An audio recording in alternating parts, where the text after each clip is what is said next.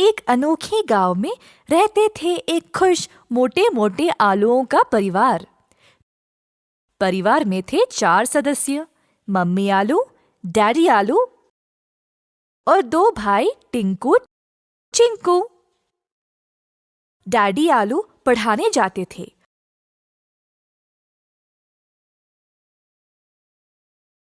और मम्मी आलू जड़ी बूटियों की दवाई बनाती थी। टिंकू चिंकू का ख्याल भी रखती थी। टिंकू चिंकू रोज साथ साथ खेलते और जब जरूरत तब किसी की भी सहायता करते थे।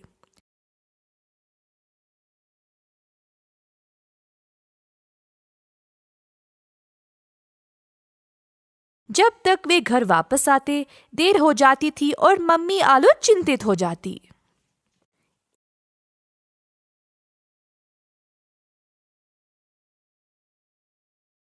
एक दिन टिंकू चिंकू खेलने निकले।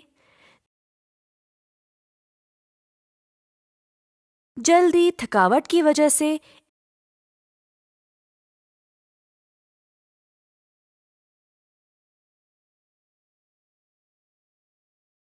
एक सब्जी की टोकरी में गिर पड़े। एक बड़ा बैंगन जो पहले से ही टोकरी में था, उन दोनों को टोकरी से बाहर निकाल फेंक दिया। ये टोकरी केवल बैंगनों के लिए है, तुम्हारे लिए नहीं। टिंकू और चिंकू जमीन पे पड़े रोने लगे क्योंकि बैंगन ने उनको निकाल फेंका। हमें नहीं पता था कि ये टोकरी आपकी है। हा हा हा, तुम्हें क्या पता? क्या तुम मुझ जैसे लंबे हो ये सब जानने के लिए? शो शो, जाओ यहाँ से, कोई और जगह ढूंढ लो। टिंकू अपना हाथ दो जरा। हाँ हाँ, ये लो मेरा हाथ।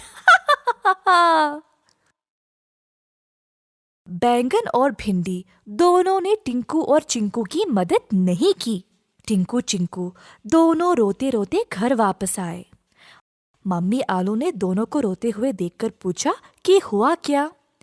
टिंकू चिंकू ने मम्मी को सारी घटना सुनाई।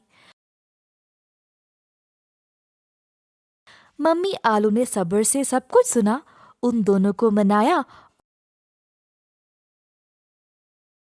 और फिर सुला दिया।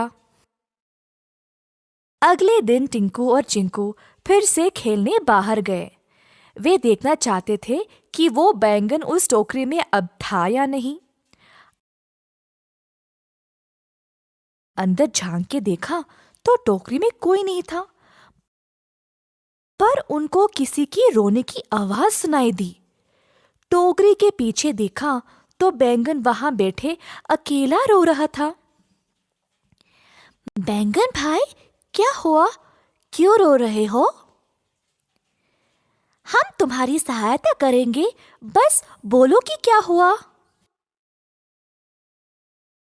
मेरी मैया बीमार है और मुझे नहीं पता मैं क्या करूं, इसीलिए रो रहा हूं। फिर दोनों आलुओं ने बैंगन के साथ उसके घर गए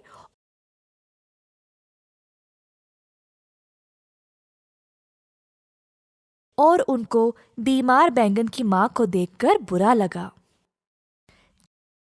टिंकू बैंगन की मम्मी का ख्याल रख रहा था और इसी बीच चिंकू अपने घर वापस गया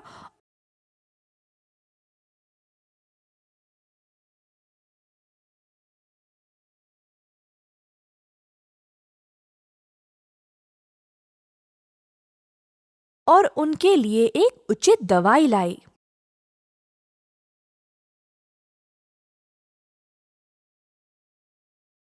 उस दवाई से बैंगन की मां को बहुत फर्क हुई।